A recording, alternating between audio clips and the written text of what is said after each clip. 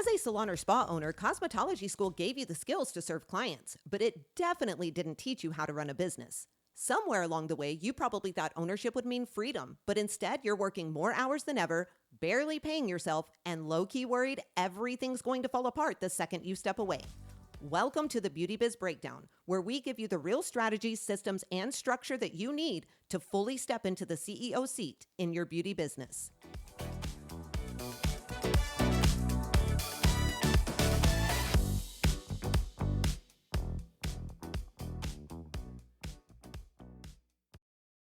Hey, welcome back to the Beauty Biz Breakdown, the go-to podcast for salon and spa owners who are ready to build a more profitable, more predictable beauty business. I'm Brie, and as always, I've got my co-host Chandra here with me today. Hey, girl. Hello. How are you? I'm doing really good today. Been running around getting stuff done, but I'm getting stuff done, so that feels good. Productivity is always a good thing. Hmm? Awesome. Yep. Well, let's get started. Today's episode is going to get some of our listeners out there feeling a certain type of way, but I think it's a topic that we really need to talk about. So I have been on quite a few strategy calls in the last few weeks, and I've been reading some comments on our social media, some emails that we've gotten, things of that nature. And one of the commonalities that I see is a lot of salon and spa owners are really trying to figure out why their teams feel really hard to lead right now. And when I hear the same things over and over, Chandra, and I'm sure you're the same way, it's like our brains always go to the question behind the question, right? Because yes, we can talk about our teams all day long, but there's another side of this that owners have to be willing to look at if they really want to find the answer. So, Chandra and I want everybody out there listening today to ask yourself a simple question, and don't answer it super fast. Really think about it. If you were an employee, would you actually work for yourself? And we don't mean the version of you that you think you are, okay? I mean the version of you that shows up when you're stressed out, when the salon is struggling financially, when a team member disappoints you, when the salon feels chaotic, when you're just flat out exhausted. Would you want to be led by that version of you? Chandra, how important is it for people to look at that question behind the question? I think it's really important because I think what you perceive sometimes of yourself is how you're leading or what you think the way you think you're coming across is not always the truth. And so I think when you have to really kind of dive deep into that question and start thinking about those things, you might realize maybe you're doing some stuff that might not be the best. Yeah, 100%. And it blows my mind because something that you and I notice about salon and spa owners all the time is they're really quick to say, my team just doesn't listen, or they don't care, or they never follow through, or they don't respect me. And listen, guys, we get it. Sometimes that is true. Sometimes you do have the wrong people. Sometimes you have team members who need to be coached, corrected, or maybe even let go. That's the honest reality. But before you make this whole story about them, you really have to think about what it's actually like to work for you, to be in your business with you, and not what your intentions are, not how much you love your team, not how much you sacrificed or how hard you work all the time, just what it is actually like to be on the other side of your leadership. Because that answer, it's going to tell you a lot if you are willing to use it. And it can actually be one of the best moves you make as a salon or spa owner. So really think about that. With that being said, I just want to kind of get into things because I think a lot of us became owners after experiencing things in this industry that we knew we didn't want to ever recreate. That's really a commonality that we all have. At some point, you probably worked somewhere that made you think something like, if I ever own my own place, I am not going to do anything like what I'm working under right now. I'm not going to make people feel the way that I feel. I'm not going to build a business that looks good from the outside, but feels awful to work inside of. And that promise, it usually comes from something very real. Your feelings are valid, right? You remember what it felt like to maybe walk into a salon and have to read the room before you could even start your day. I remember feeling this way. You remember what it felt like when things were maybe unfair, but nobody was allowed to say that they were unfair. You remember what it felt like when problems were common knowledge, but leadership kind of kept pretending that they didn't see them. You remember all types of things. And the one thing you told yourself is, I will never, ever do this. So when you finally become the owner, Of course, you want to be the best that you can be. You want to create a place where people feel supported, where business is just more professional in all ways. You wanted to give people as many opportunities as you could. You want the culture to feel completely different. You want to be the owner that you wish you had had. And I really do believe most owners really mean that with their entire being when they get started. I don't think most people like open the salon or spa thinking, I'm going to be a bad boss and I'm going to be really, really hard to work for. No, but wanting to be different, it doesn't automatically mean that those old patterns and those old habits that we have seen or that we have been around, that those aren't ever going to show up. This is something that we see quite frequently, actually. This is the part that you have to be honest about in yourself as well. Sometimes the same things that you hated, the same things you hated being around, they can come out from you in smaller ways when you're under pressure, when you're overwhelmed, when you're scared about money, when you're tired of repeating yourself, when you're disappointed by people. It just happens. Chandra, do you remember a moment earlier on, maybe in your career, where you knew, you know what, when I own my own salon or spa business, I am not going to make people feel the way that I feel in this salon? Yeah, I mean that was one of the reasons that I opened my salon. But what's funny when you're saying that, because in the beginning especially, there's so many things that I can look back on, and I remember thinking, "Oh my gosh, I feel so bad for our old salon owner," because so many of the things that she was doing, I started to realize were because she was trying to survive, or she was trying to do this, or she was burnt out and she was tired. It wasn't that she was a bad person or meant to be a bad owner, but you start to realize those things when you get into it. Like you said, then maybe you start doing some of the same behaviors, maybe in a different way, but it still starts to happen because sometimes that's what happens when you become the owner, and you have to learn to do things in a different way, so that you don't repeat those same patterns. Yeah, I think we kind of see two different types of people. We see the people that become the old owner, or we see the people that don't exactly become the old owner that you swore you were never going to become. Maybe you're a little bit kinder, you pay better, maybe you give more education, you care in different ways that that old owner never did. But you still have tendencies because, like Chandra just said, all of those things, they bring things up inside of you and they make it really, really hard. So I don't want you guys to think that this episode is like calling you a monster for showing these sides of yourself. This is something that I really had to self reflect on because I noticed this in myself. Like, I promised I wasn't going to do this and I wasn't going to do that. But when I got into the depths of things, there were certain things, certain characteristics, certain decisions that I had to make if I wanted the business to be successful. And I feel like everybody has to do that.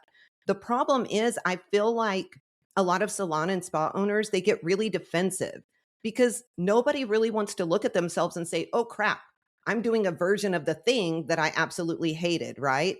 It That's just not how it happens. It's not always the big obvious stuff either. It's not always yelling or threatening or belittling. I can't talk today, but that's fine. Or just being flat out awful to work for. A lot of times it is the really, really tiny things, right, that we don't do. Chandra, what do you tend to see in owners who say, I opened my salon because I never wanted to be like the owner that I had, but then those small tendencies just really show up over and over again? Yeah, I mean, I think kind of they just didn't realize what it's like to manage a team, and they didn't realize what it's like to go through the things that owners have to go through. And so then they kind of fall into some of those small little habits, and they start doing things in a way that they didn't even expect they would do because they didn't realize what it was like. And I think that's the biggest reason why they kind of fall into that trap and start following some of those same patterns. Yeah, I think for me, one of the things that I see as we're coaching people is one of the things that brings out those small tendencies over and over is the lack of follow through. I think that's a really, really big one. For some reason, salon and spa owners have a really hard time following through. And when we don't follow through, that's when things just start to kind of blow up. You know what I mean? You roll out a new closing procedure or a phone policy or a retail goal, whatever it is. And at first, you're on it. You are gung ho. This is how it is. You're reminding people, correcting things, bringing it up, making sure that everybody understands that this is how you're going to do things now. And then life happens. The salon gets busy, money gets stressful, client, issue takes over your brain, whatever it is. And you keep saying these things, the same things over and over, but you're not actually holding that standard. That standard starts slipping little by little by little. And eventually it just completely fades. And nobody on your team is going to say, hey, are we done doing this? Like, are we just not going to do this anymore? That's your job as the owner. And you have to be really, really careful because when those things start falling through enough times, your team is going to start treating your announcements or your ideas like they pretty much have an expiration date, just like milk sitting in your fridge. And the next time that you roll something out, they may smile, they may nod, they may act like they're on board to do it, but in the back of their mind, they're wondering how long it's going to last. Now, that doesn't mean that they are lazy. It doesn't mean that they are disrespectful. Sometimes it means what they have done is they have watched you start things and drop them so many times that they've just learned not to fully buy in until they see if you're actually going to stick with it. And that's a hard truth to really, take on as owners, and it matters. Follow through is one of the places where people decide whether your word is going to carry weight or not as a leader and as an owner in your business. Chandra, when an owner keeps starting things and dropping them over and over and over again, and guys, we see this every single day. What do you think that does to the team's trust over time? Yeah, I mean, I've even been guilty of that many times, and I think it does. They just start to think that the things that you're trying to do don't matter because it's not you're not going to keep doing it. And even if it's something that they like, they might get excited about it and then you drop the ball, and that's even worse because if they're really buying into something and they're excited and then it just doesn't happen or it just goes away and nothing happens, they start to lose momentum, they get deflated, and then they don't trust you anymore. They think you, whatever, she says this stuff all the time and it doesn't matter. Yeah, 100%. I think follow through is one of those things that I told myself that I was going to ensure that I did when I opened my business that I really didn't do in the beginning. I'm very good at it now, but it took a lot of years to get there. I think the second thing that I would think about is the mood piece of it all. And I think a lot of salon and spa owners can relate to this if they are being honest with themselves. We are very emotional creatures. For some reason, every single person that I know that owns a salon or a spa, they're very, very emotional. One of your employees is 10 minutes late. You're having a good day. The business is looking good. You slept great last night. Your coffee's doing what it's supposed to do. You're feeling really good. So you just say, hey, try to be on time next time. And you just move on. Then somebody else is 10 minutes late on a day where you've got payroll. There's no money in the bank. You're stressing out. A client complaint is sitting in the inbox and you just can't take it. And so you have the same behavior, but now that conversation sounds completely different. Your tone sharper, your face says more than your words ever do. The correction carries way more frustration than what it actually deserves. It's just about not being the same and not being consistent and allowing your mood to take over. Chandra, how often do we see this? Oh, I think we see this a lot. Even when we're talking to salon owners, sometimes we'll get different answers for different things depending on their mood and how they're doing in the business. So, yeah, I think that we carry that weight and we don't know how to balance it or how to kind of push through to stay neutral in those situations instead. And then what happens? And they lash out at their team one day, the next day it was fine. And then you end up with more distrust. Absolutely, and that's exhausting to work under. Like, I've had to work under that before because now when you're an owner that's doing this, your team's not just thinking about their clients and their schedule and what needs to get done. They're trying to figure out what version of the owner is going to walk in each and every day. Nobody is ever going to do their best work when they feel like they actually have to manage the owner's emotions before they can open their mouths and say anything or even have a conversation with anyone. It just gets really, really crazy. Chandra, how do you think it changes the energy in a salon when people feel like they have to watch the owner's mood all day long? I mean, I think it starts to create that culture where people just don't care. It's like when we get salon owners all the time that are like, my team doesn't care and I can't get them to do anything and I can't get them to follow rules and I can't get them to hustle or whatever it is. Usually it's because of that kind of behavior because they don't know like if they can be open with the owner. They don't know if they can say things or do things And even if they're excited about something, they don't even know if they can tell you, hey, I had my highest week ever. Like they're afraid to even give you positive feedback because they just don't know what they're going to get. And I think that does create sort of a disconnect between the team where they just don't care. I mean, you can feel it when you walk into a salon with a team like that. And it's like people are just there to do their job and they're not caring really about the business as a whole. That's absolutely right. Absolutely right. That kind of brings me to the next thought that I just had, and it's favorites. And I feel like we see this one a lot too. People swear that they don't have favorites, but I promise you, almost every single salon and spa owner out there does. I'm calling you out. It is what it is. That's life. There are people that you relate to better than other people. We can't deny that, right? I'm not saying that most owners are out there thinking, you know what, I'm going to treat this person better than I do everybody else. It's not that obvious usually. That's not how it happens. But your team can see this happen. When you give one person the benefit of the doubt because they've been with you forever, or you give a high producer the benefit of the doubt more often than you give somebody new or somebody who's not doing or bringing in their share of the revenue, your team notices, like they see it and they notice it. And so you have to be really, really careful that you aren't making exceptions for certain people. You really have to make sure that you are being just, I don't even know how to say this, but you can't pick favorites. Like you have to make sure that you are in your mind all the time thinking about this. I was really guilty of this. I had a employee who worked for me. She came from out of state. She was young, but oh my gosh, she was amazing. She moved down here to be with her boyfriend. Her entire family was in New York. So she was away from everybody. And I kind of took her under my wing. And obviously, she was one of my favorites, right? Like, and I could tell that. And I really had to do some deep soul searching to make sure that it was okay for me to be there for her in certain ways, but I had to make sure that when I was in the salon, when I was on the salon floor, there was nothing like that going on. I think it gets really, really dangerous if you're not careful because uneven standards, they can make good people question absolutely everything about you, about your business. They may not say it to your face, but they notice it.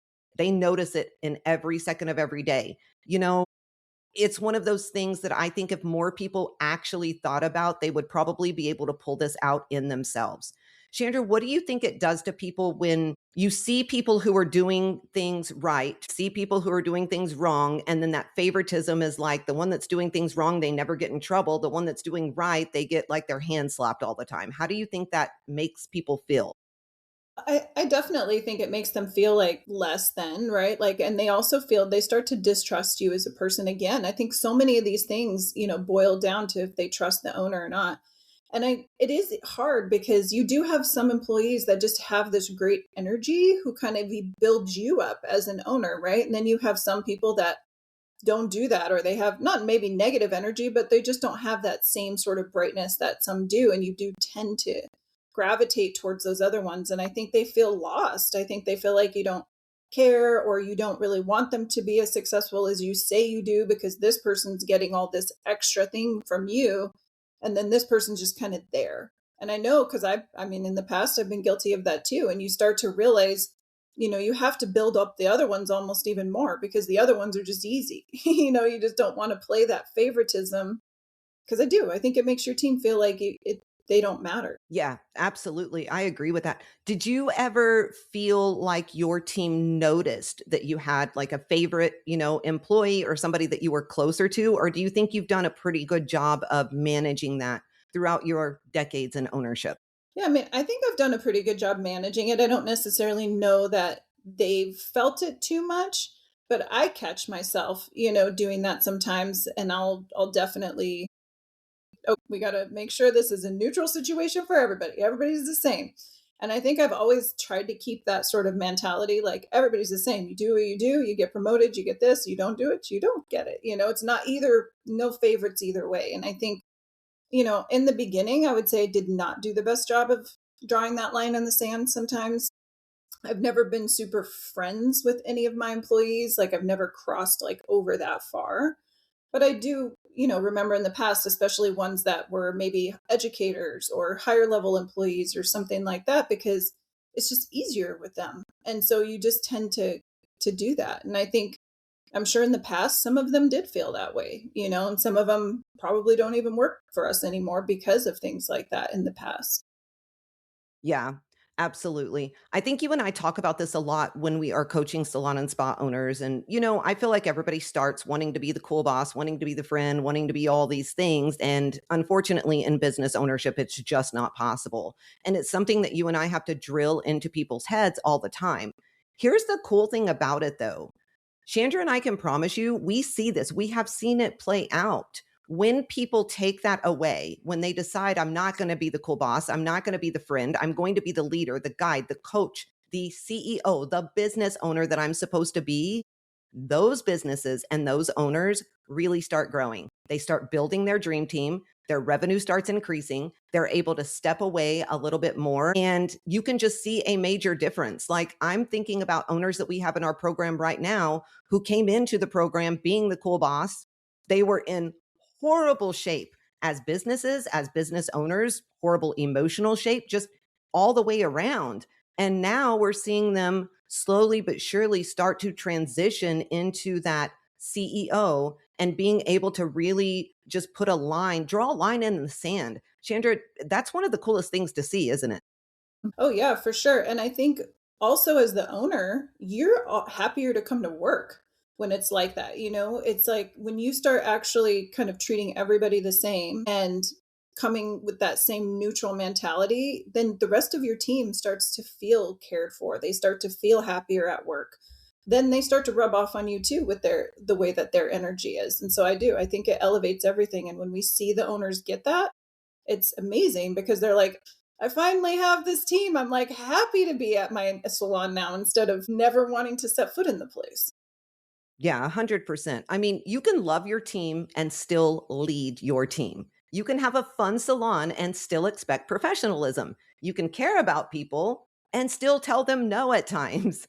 The problem, it's you're going to have problems regardless of what's going on. You have to make sure that that relationship has not gotten so casual or so emotional or so personal that the business side is going to become blurry because when you do that, you're going to have all kinds of problems. And if you, the owner, have kind of created that dynamic, you're going to have to clean it up if you ever truly want to grow and become the CEO. And honestly, I think scale your business the way that you want to.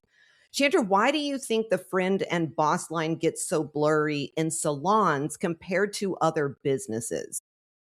I just think salon owners don't treat it like a business half the time. They treat it just like a salon, where they were an employee instead of looking at that difference and becoming they put themselves on the same level as the employees, which you don't want to be like higher than them necessarily in that way, but you are the leader, you are in charge, and you have to carry some of that leadership and that authority, not mean, but that authority so that they see you in that different way. And I think salon owners blur that line because they're just like, oh, or they've worked together for like 30 years. I have people like that too, but it's still a professional environment and it's still I'm the leader and they work there. And so I think it's just a really I think they just don't think of it as a business sometimes. And I think that's the biggest reason that most of them have a lot of the issues they do have because they're not treating it like it's actually a real business. I mean, I agree with you on that 1,000,000% because we see this all the time. You know what, though? Sometimes we do see the opposite of that happen too. We see where owners have been burned so many times that they just start leading with like this wall up. They trusted people and got disappointed. They poured into stylists who ended up leaving. They gave chances and got taken advantage of. They believed people who said, all the right things and then did the complete opposite. And after enough of that, I think the owner just starts protecting themselves and really stays in their shell. They question everything. They assume the worst way faster than they probably should. They're just always waiting for the next person to let them down. And I get why this happens to an extent too. It's it's hard. But you have to be sure that you can find that happy medium, I think. Your team deserves that in so many ways. Chandra, how do you think past team hurt changes the way an owner leads if they don't deal with it and find that happy medium? I mean, I think it's kind of just what you said. Like they come in, they don't open up to anyone. It's like they're just kind of this wall and nobody can crack the wall at all, which eventually your team starts to feel like, again, like you just don't care, and then they don't care. And I think that's they put up that, and they just, I don't know, it's like a weird energy. Like they just freak out and they become crazy. When you see the crazy owners on Facebook where people are in there being crazy and blasting their teams, or you see team members blasting the owners, I feel like 9 times out of 10, it's an owner that's happened to, where they just have gotten to a point where they don't want to deal with anybody anymore, but they still have this business and they still have to do it. And I think they just become crazy. That's the only word I can think of. No, I mean, that makes sense. It is, and I feel like with salon and spa owners, because like we said earlier, we're so emotional, it's either this side or this side, right? They're very rarely just right here in the center and grounded. That is one reason that I think it's so important to find a support system when you're a salon or spa owner. I really do. Whether it's coaching, whether it's, I don't know, you've got to find something. When you can find other owners who are just not crazy, I guess is the best way to put it, or not over emotional, or you're able to talk with people who understand what you're going through. Sometimes that's all you need to find that middle ground. You're able to vent a little bit without having to do it on social media. You're able to vent a little bit without having to do it to your team. And I feel like you can kind of take that breath and woo-saw and go back into your business and lead the way that you need to lead. Chandra, how important do you think it is to have that outlet as a business owner? Oh, I think it's really important because you also start to realize like a lot of the issues that you have and the problems that you have, they're just normal ownership issues. You stop taking things so personal, and you realize like this is just kind of comes with owning a business. If I have different employees that are working for me, I'm going to have different personalities, different people, and maybe my systems aren't in place. You get to learn what other salons are doing, and you can see like what works and maybe what you should try. And I think it makes you feel like you're not alone, and I think it gives you that kind of clarity to realize like, okay, well, maybe I don't need to be crazy. I can just realize that this is some of this stuff is just part of ownership, and how I handle it is what's going to make all the difference. Yeah, I agree with that. And the funny thing is, I've been coaching for a lot of years, and I can say this without a shadow of a doubt. Almost every single salon and spa owner out there, they all go through the exact same problems. Maybe at different times, but we all go through the exact same things, the same feelings, the same emotions, the same problems. Like it's literally all there all the time. Guys, this is a topic that you really need to think about. You need to sit down and figure out, would you actually work for yourself? When you can uncover some of these things, you can grow your business in ways that you never thought were possible. I know this sounds like some magic wand type of fix, but that's not what it is. But it works. I'm telling you, when you learn how to lead, guide, coach, direct in the way that you're supposed to, everything in your business can change. And it doesn't take forever for it to change that way either. So, the whole point of this episode is just to make sure that you would actually work for yourself as a boss. And really, in order to figure that out, I think we have a few steps that we can share with you, things that we share with our BBA members. And yeah, let's kind of walk through those really quick. First, the first thing you're going to do is grab a piece of paper, and I want you to draw a line just right down the middle of it. So you have two columns. At the top of one column, write boss that I'd want to work for. And at the top of the other, write boss I'd never work for. I'm trying to remember this because we did this so long ago.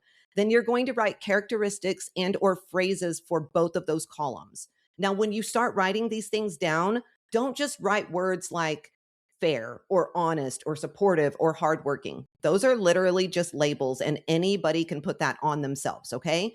I want you to think back over maybe the last 60, 90 days and write down actual things that have happened, like real moments. So if you're writing something on the boss I would never work for side, it needs to be something that you actually did, not a feeling that you have about yourself. Like, I handled the same mistake two completely different ways depending on the mood I was in that day or that week.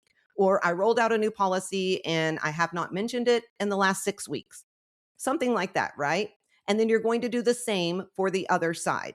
Those are going to go on your list and you need to really look at them. By the time you're done with that, you're not going to be looking at some vague idea of who you hope you are. You are going to be looking at real examples in your own handwriting of both versions of you that have actually shown up in your business. So you're going to have the good things, you're going to have the bad things.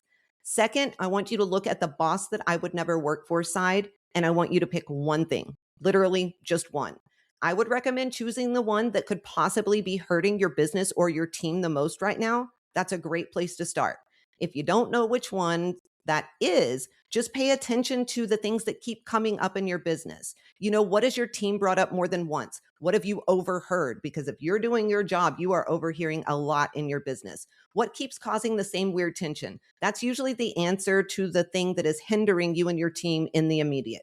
Third, take the one thing you've chosen to work on and tell your team about it. Let them know this is something that you're working on. All you have to do is say something like, hey, I know I have been inconsistent with X thing and I'm working on it. If you see me falling back into that old pattern, please tell me. Let me know. Allow your team to support you and help you. It's really important. And then just give it 30 days. Don't expect your team to completely gain trust again by doing one thing, though. This is where salon owners get so discouraged so fast. You have to think about your life. If something happens in your life and you lose trust in someone that you love, are you going to gain that trust back in 30 days? Probably not, right? It takes time. In fact, it takes a lot of time. And so little by little, you will gain that trust back, but you have to live in reality. Chandra, how often do salon and spa owners not live in the reality? I would say 98% of the time. It's crazy. It really is. I don't know why. We are just different characters. I'm telling you, we're just different. It's so funny. And I've said this a million times, but when I first purchased my salon, I thought it was going to be like any other business that my family and I had owned. I really did. Super simple. I mean, owning a business isn't ever super simple, but pretty easy, right? Like you just go about it, hire people, fire people, do what you got to do, earn money, go on. No, It is nothing like that. So I don't know why it is so different, but I think Chandra always says it best in we never take that stylist mentality cap off. We never look at it from the CEO standpoint. And so we always start from behind. And if we keep doing that, if we don't look at it as a professional industry, we're going to keep having these problems forever. This is an exercise, guys, that you can come back to every quarter. And I think it's important that you do that. Like I would write down these lists and come back to it all the time. Business gets busy, life gets stressful, and it's really easy to fall back into your old ways. And you don't want to do that. So, Chandra, if you had to actually do this exercise like on yourself, what do you think would be the hardest thing for you to write down in your two columns? Or I guess in the Gosh, boss you wouldn't want to work for column.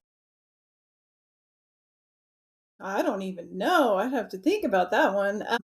I mean, I think that the hardest thing to write down would be anything that I maybe, let's think, kind of realized that I was doing, but maybe didn't realize I was doing. Because when you start diving into that and you start realizing, like even now, I could even just use an example of recent. Like I rolled out a policy and I just let it go when I thought it was going. And then didn't realize it wasn't. And I came in and exploded the place. And so, I mean, I think one of those things is like stuff like that, and I realized, okay, it wasn't bad what I did. I didn't do it in a bad way, but it's just, how do I not have this happen again where I have to roll something out and then go in and explode the place? So, yeah.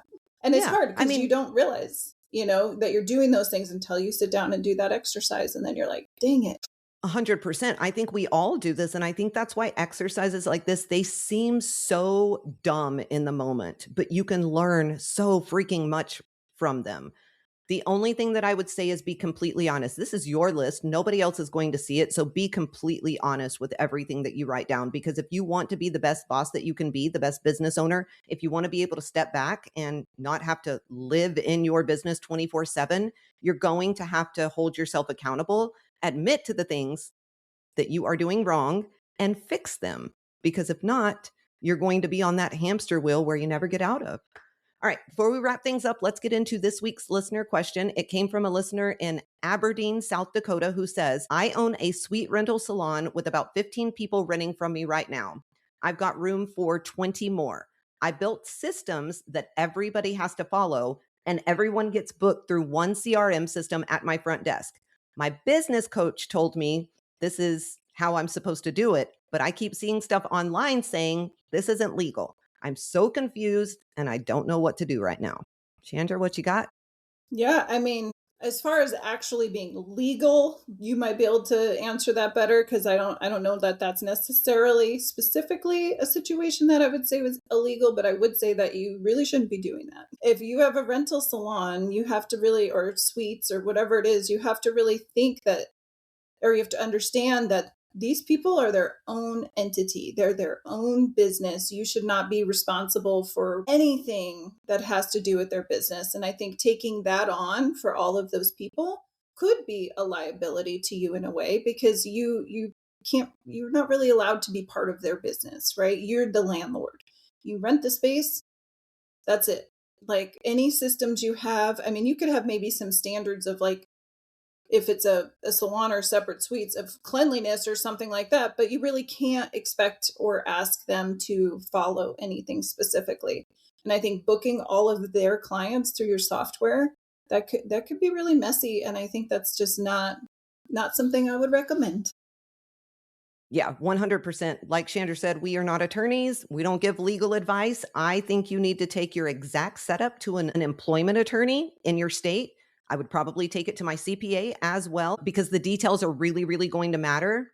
But based on some of the things you're describing, I think what sticks out to me is exactly what Chandra pointed out, and that's just a little bit of control. So I would definitely be very, very careful in what you're doing and have somebody look at that. You're right. There is controversy about this stuff all over all the time.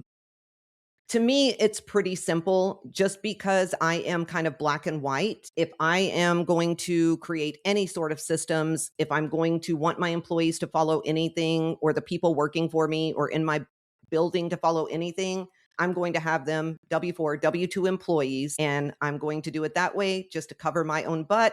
If they are, their own entity, they are going to be 1099, and I am going to do absolutely nothing but provide the space for them, period. Honestly, that is the joy of having a suite rental business.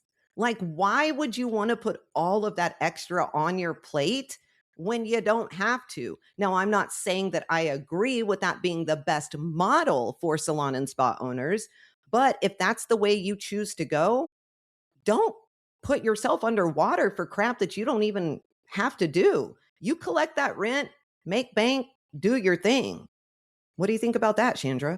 No, I agree. I was actually thinking the exact same thing. I'm like, there's always two different salon owners, right? There's the ones that want to have the rental style model, and there's the ones that want to have employees. And I think if you chose to do it the other way, the rental model, the beauty of it is you don't do anything but collect rent checks. And I think that's yeah, that just seems bonkers to me that anybody would want to get control or be involved at all if that's the model that you choose.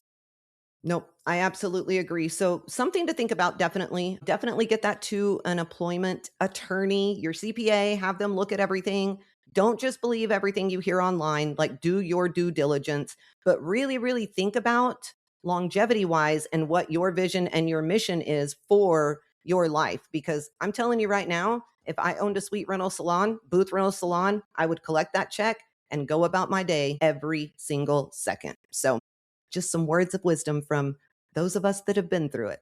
All right. So as we wrap this up, I want you to really, really think about something. If one of your best people was sitting in their car after work, they were exhausted, they were frustrated, they were trying to decide if they maybe still see a future in your business, what do you think they would say about working for you?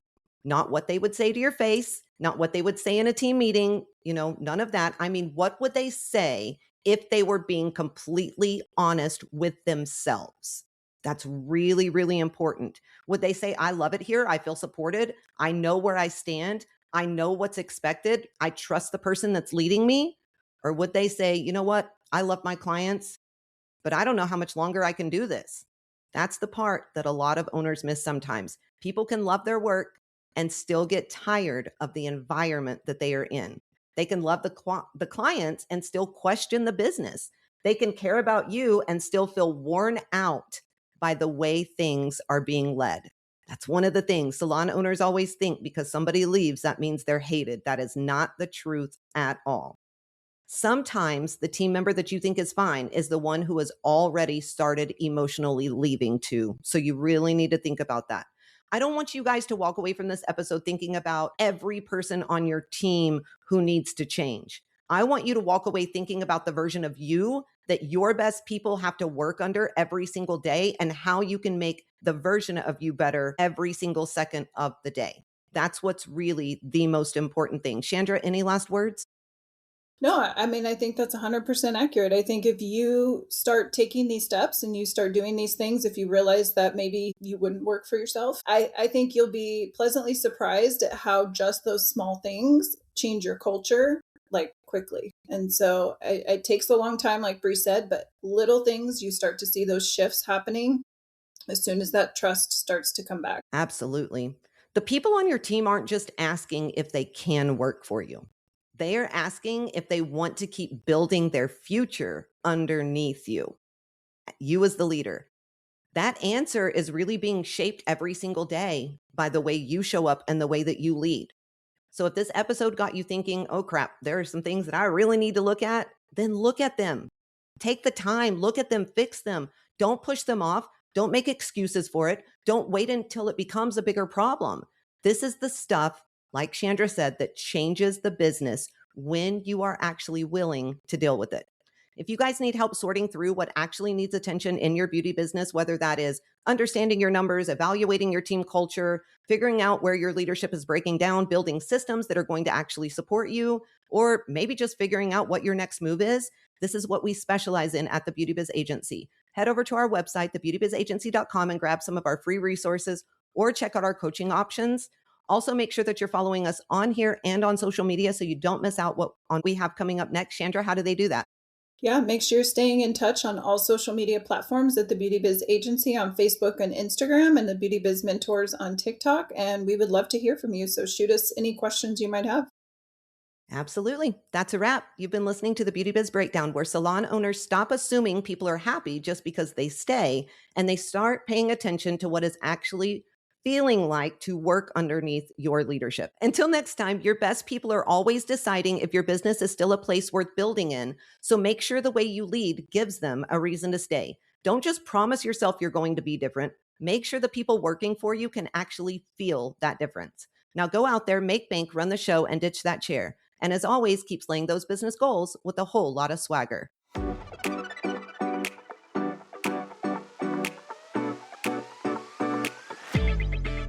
If this episode lit a fire under you, don't just walk away and let it die out.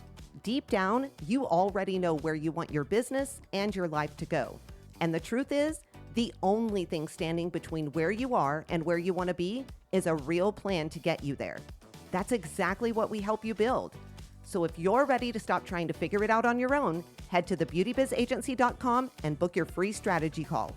That call can give you the clarity that you've been needing and a real plan to move your business forward.